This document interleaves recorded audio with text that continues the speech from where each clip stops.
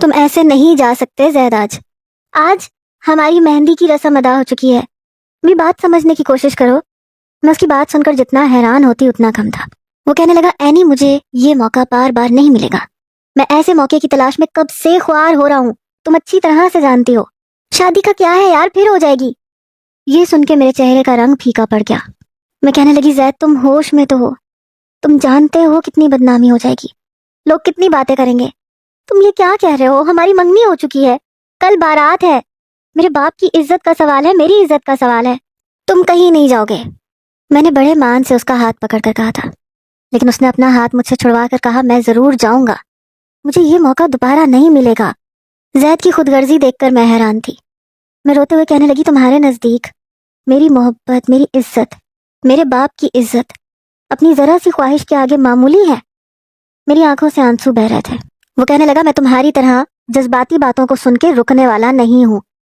میں نے کہا زید ہماری شادی. یہ کہہ کے میں پھوٹ پھوٹ کے رونے لگی. وہ کہنے لگا فار گاڈ سیک اینی, شادی شادی کیا شادی, ہو جائے گی شادی بھی. میں مکر نہیں رہا ہوں, واپس آ کے کر لوں گا. ویسے بھی جس لڑکی کی بارات ہی نہ آئے اس سے کون شادی کرتا ہے, اس لیے بے فکر رہو. 1 سال بعد آ کر میں تم سے شادی کر لوں گا, لیکن اس وقت میں کسی بھی قیمت پر نہیں رکوں گا. بس تمہیں یہی بتانے آیا تھا. یہ سن کر میں نے اس کے سامنے ہاتھ جوڑ دیا کہ خدا کے لیے ایسا مت کرو, مجھے چھوڑ کے مت جاؤ.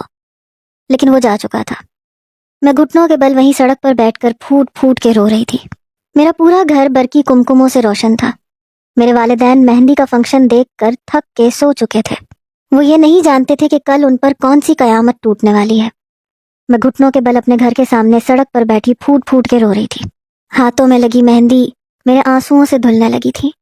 میں سوچ بھی نہیں سکتی تھی کہ زید میرے ساتھ ایسے بھی کر سکتا ہے. 3 سال پہلے اس نے خود ہی مجھ سے اپنی محبت کا اظہار کیا تھا. اس وقت میں 3rd ایئر میں پڑھتی تھی. وہ میری دوست کا بھائی تھا. جب بھی اسے لینے آتا تھا تو مجھے دیکھ کے مسکراتا رہتا تھا, لیکن میں نے کبھی توجہ نہیں دی تھی. ہاں خوش شکل نوجوان تھا, کبھی اس نے چھچوری حرکتیں بھی نہیں کی تھی. یہی وجہ تھی کہ میری آنکھوں میں اس کے لیے پسندیدگی بڑھنے لگی. لیکن جب اس نے اظہار کیا تو میں انکار نہیں کر پائی. ہماری فون پہ بات چیت کا سلسلہ چلنے لگا. وہ پہلے سے ہی جاب کرتا تھا, اس کی تنخواہ بھی اچھی تھی. میری دوست نے بھی اس معاملے میں میرا پورا ساتھ دیا. لیکن جیسے ہی میری منگنی زید سے ہوئی, میری دوست راہیلہ کی شادی ہو چکی تھی, اور شادی ہوتے ہی وہ دبئی جا چکی تھی. اب تو میری اس سے فون پر بھی کم ہی بات ہوتی تھی. میرے والدین کو اس رشتے پہ کوئی خاص اعتراض نہیں تھا.